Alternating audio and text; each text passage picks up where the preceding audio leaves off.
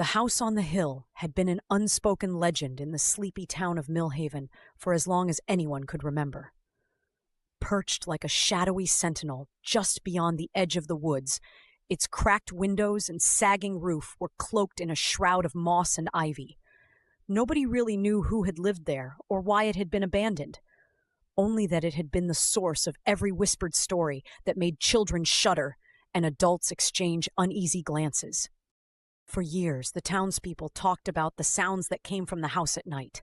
Whispers, uneven footsteps, eerie sobs. There were even tales of dim lights flickering in the windows when no one had set foot there for decades.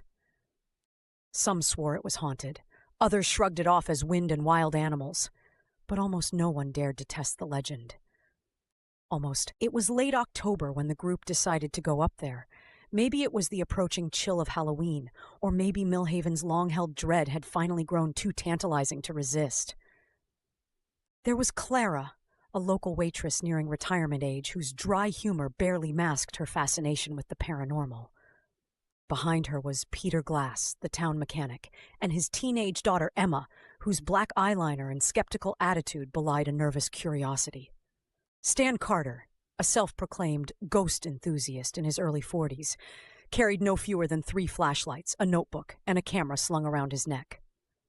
Tagging along behind them were 2 boys from the neighborhood, Charlie and Max.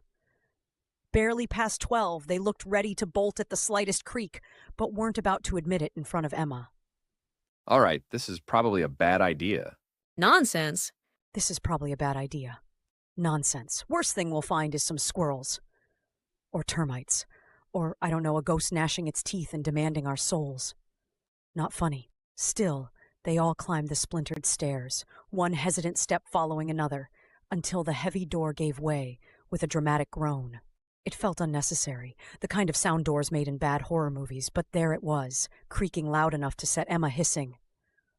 "Oh, come on!" while Clara smirked behind her. Inside, the house reeked of damp wood and stale air, and the temperature dropped noticeably. Their flashlights swayed across peeling wallpaper and sagging floorboards, throwing skittering shadows onto the walls. It was quiet for now. Too quiet, except for the faint, high-pitched sound of the wind threading through a broken upstairs window.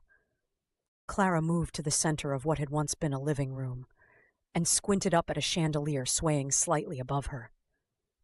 "If anything's going to make a racket, it's that thing crashing down," she said, pointing upward. But then there was a sound, a distant shuffle. Everyone froze. It was coming from the far side of the house. "That's